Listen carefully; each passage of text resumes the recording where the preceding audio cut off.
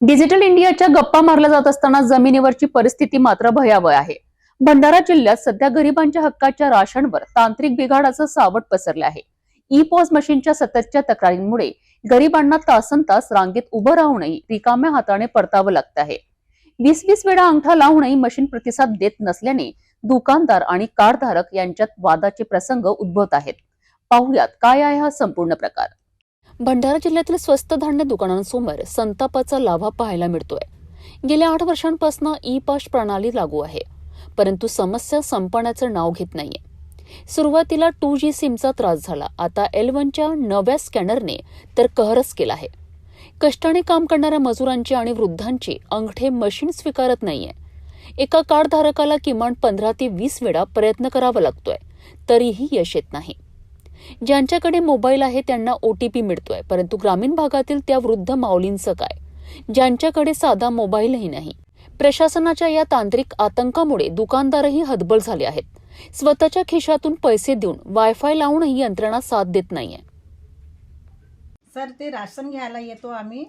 जो machine thumb लावतो ती मशीन आहे ज्यातून म्हणजे राशन कार्डाची जो पास निघते ती थंब लागत नाही आणि मोबाईलचे OTP पण बराबर येत नाही आणि जो आईज घेतात ते पण खूप त्रास देते आणि आम्ही कामधंदेवाले लोक, आम्हाला प्रॉब्लेम आहे याच्यापासून. तर तुम्ही दुसरी मशीन द्यावं, हे आमची म्हणजे कृपा आहे शासनाला. मी वाल्मिक लांजेवार, तालुका अध्यक्ष स्वस्त धान्य दुकानदार संघटना लाखनी. मागील 8 वर्षापूर्वी ई पॉस मशीनद्वारे धान्याचं वाटप करण्यात येत आहे. तेव्हापासून आतापर्यंत ह्या मशीनमध्ये नेहमी समस्या राहिलेल्या आहेत. सुरुवातीला आम्हाला 2G सिम देण्यात आलं होतं. त्यावेळेससुद्धा आम्हाला स्वतःच्या पैशाने वायफाय घेऊन आपल्या याच्यावर मशीन चालवावं लागत होती. त्याच्यानंतर जो फिंगर आम्ही ज्याच्यावर घेतो स्कॅनर, तो L0 होता. L0 असताना आम्हाला खूप समस्या यायच्या. त्यावर शासनाने मग काय केलं, L1 स्कॅनर पाठवलं. L1 स्कॅनर हा मागील 2-3 महिन्यापासून लागण्यात आलेला आहे. पण या स्कॅनरवर L0पेक्षा जास्त समस्या निर्माण होत आहे. कार्डधारकांचे याच्यावर थंबच नाही आहेत. एकेका कार्डधारकांना 15-15, 20-20 वेळा थंब घ्यावं लागतात, तेव्हा पण सुद्धा होत नाही. काही लोकांकडे मोबाईल OTPचे ऑप्शन असल्यामुळे OTPवर मॅक्झिमम लोकांनी आम्ही यावेळेस राशन वाटप केलेलं आहे.